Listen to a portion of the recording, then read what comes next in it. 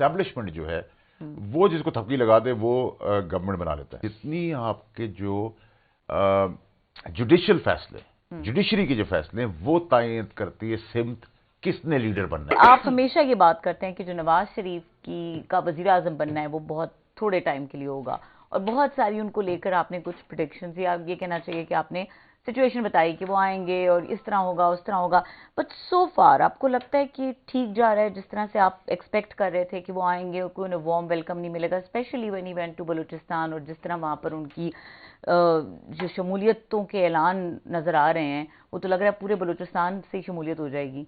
So how do you see? बहुत शुक्रिया आपका। देखिए जी, सबसे पहले तो अल्लाह की मेहरबानी है कि जो भी एनालिसिस थे या प्रोडिक्शन थी, रऊफ साहब के बैठे हुए, तो मैं कैसे तो मुझे अपना नहीं पता, बाकियों का थोड़ा बहुत शायद पता हो, एक्सक्यूज मी, तो वो पूरी हुई।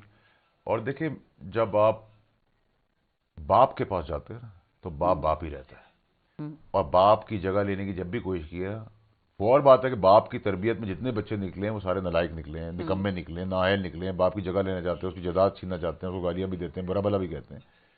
तो बाप बाप ही रहता है। तो एंड ऑफ द डे फिर बाप ने बाप वाला काम किया, नंबर वन। नंबर टू ये कि देखिए, यहाँ हवा चलती है, ब्यूरोक्रेसी की हवा चलती है, और हम हमेशा इनाया के नाम में बातें करते हैं कि जी ताकतवर हल्के एस्टेब्लिशमेंट जो है वो जिसको थपकी लगा दे वो गवर्नमेंट बना लेता है। ऐसा नहीं है।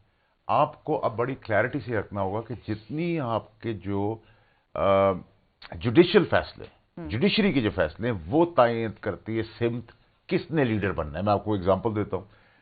इमरान खान साहब को सादिक और अमीन का सर्टिफिकेट देने वाली कोर्ट्स, 50 रुपए के अंगूठे पे लगाकर नवाज शरीफ साहब को भेजने वाली कोर्ट्स, वापस आने पे ना अरेस्ट करके बेल देने वाली कोर्ट्स। ठीक है, जब कोर्ट फैसला करती है, आपके मेरे लिए फैसला करती है, हम उसको कहते हैं मनोमान एक्सेप्ट करते हैं, पूरी दुनिया एक्सेप्ट करती है, अलग अलग मुल्कों में एक्सेप्ट किया जाता है। राइट और wrong is separate debate, but हमने जब एक्सेप्ट कर लिया तो फिर तयन तो उन्होंने किया है। अब जब अचानक से सब चीजें वहां चलना शुरू हो गई तो ब्यूरोक्रेसी का रुख भी उस तरफ चलना शुरू हो गया। और मैदान में ये नहीं होता कि घोड़ों की रेस में सारे घोड़े हों, मैदान में ये भी होता है कि घोड़ों की रेस लिखा जाता है, गधों की रेस कराई जाती है। ठीक है, तो इसमें कोई अभाव नहीं होना चाहिए। आपको जमहूरी जनाजे का आपसे मुराद बाय एंड राज पाकिस्तानी कौम को, या आप लोगों की बड़ी आवाज़ सुनी जाती है एंकर्स की, तो आप लोग भी जमहूरी जनाजे का ढोल पीटते हैं, जमहूरियत चली गई, खतरे में पड़ गई, ये हो गया, तो जमहूरियत का मजा एक दफ़ा और ले लें। मुआवजा हो गया अल्लाह की तरफ से, तो 18 महीने 2 साल ले जाएंगे, वरना 12-13 महीने में तो चैप्टर क्लोज है। और रऊफ भाई आप लिखे सर अपने पास कि मैं आपको 14 नवंबर 2023 को कह रहा हूं कि जब मुंतखब हुकूमत आएगी जमहूरी, तो डॉलर बेकाबू हो जाएगा, पेट्रोल यहां से बहुत आगे निकल जाएगा, रोटी कपड़ा मकान दवाई कपड़े एजुकेशन ये आसमान से बातें करेगी।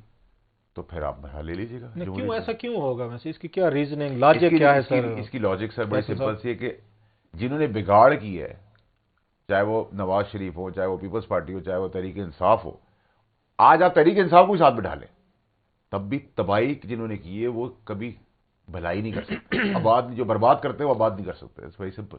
ठीक है, आज जो चीफ ऑफ आर्मी स्टाफ की बदौलत ये डॉलर नीचे आ गया, चीनी नीचे आ गया, स्मगलिंग नीचे होगी, फलानी जो क्या है, क्योंकि रॉकेट साइंस है उनके पास, कोई तोप चलाते हैं, वो जेब नहीं भर रहे, गवर्नेंस कर रहे हैं। अब आप क्या डंडा तो इसका क्या सलूशन